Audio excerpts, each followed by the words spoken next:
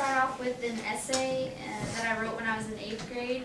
I'm about to be in 10th grade, and so they asked us to write an essay about violence, and so I thought, I've had a personal experience with my mom with abuse, and so I wrote about it. I'm going to read it to y'all. All my life, I was told violence is never the answer, but the one who reminded me of this the most seemed to use it as her most frequent solution.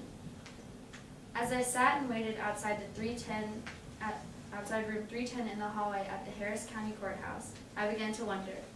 I wondered how my life had gotten here, and why me.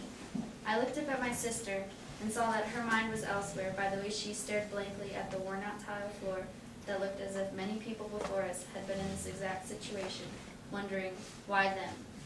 I grabbed my sister's hand and impatiently leaned on the back of the hard wooden bench with a sigh, letting my thoughts float back to the dreadful day that started it all. It was December 14th, and there was excitement in the air. Today was early dismissal and the last day before the 3-week-long winter break. The bell rang and everybody bolted for the exit. I said my goodbyes and hopped into the car where my older sister, Ashley, and my stepmother, Dee Dee, were waiting. We went to the Cheesecake Factory to celebrate Ashley's homecoming from college in Louisiana. While we ate, we discussed our plans for Christmas holidays and how today my brother Logan's basketball game. We offered Ashley to come with us, and she agreed, but she said she needed to check with our real mom first. On our way to our mother's house, Sarah and I realized that we still needed to pack an overnight bag, since it was my dad's turn to have us for Christmas, and we would be staying at his house. We pulled up into our driveway next to our house and went inside. When we got inside, I went straight to my room and grabbed a duffel bag from the back of my closet and began filling it with everything I would need. It was almost finished packing when Ashley walked into my room with a disappointed look on her face. Immediately I knew why this was, and without saying a word to her, I walked up to my mother, determined to know why. I asked her why Ashley couldn't go, but she refused to answer, so I asked her again. She told me that Ashley couldn't go because Logan wasn't her family, and that she was here only to see family. I was disgusted by her answer and didn't know how to respond, so I just started yelling at her, arguing that Logan was part of her family and that no divorce would change that. By this time, Sarah and Ashley were in the hallway and had joined in the argument. After a few minutes of nothing but yelling, I'd given up, realizing that this argument wasn't going to go anywhere but in circles, and Dee Dee would be wondering what was taking so long. I stormed off into my room to get my things, not realizing that everyone had followed me, still arguing at the top of their lungs. Instead of leaving, I just sat on my bed and watched them, yelling and cursing, saying things I knew would be regretted.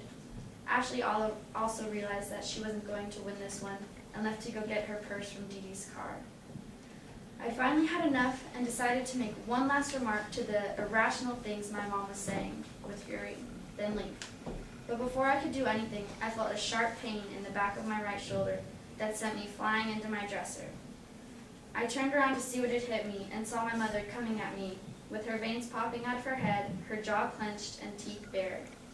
It was all happening so quickly. She grabbed me by the shoulders, pulled me toward her, and with all her might smashed me against the wall.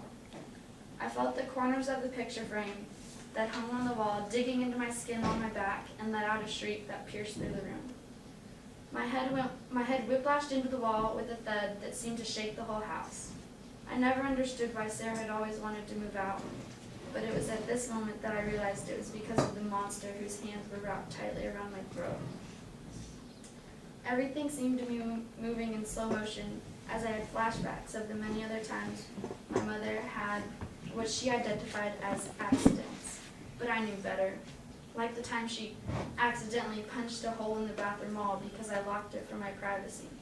Like the time she accidentally slapped Sarah in the face because she wouldn't give her a pencil.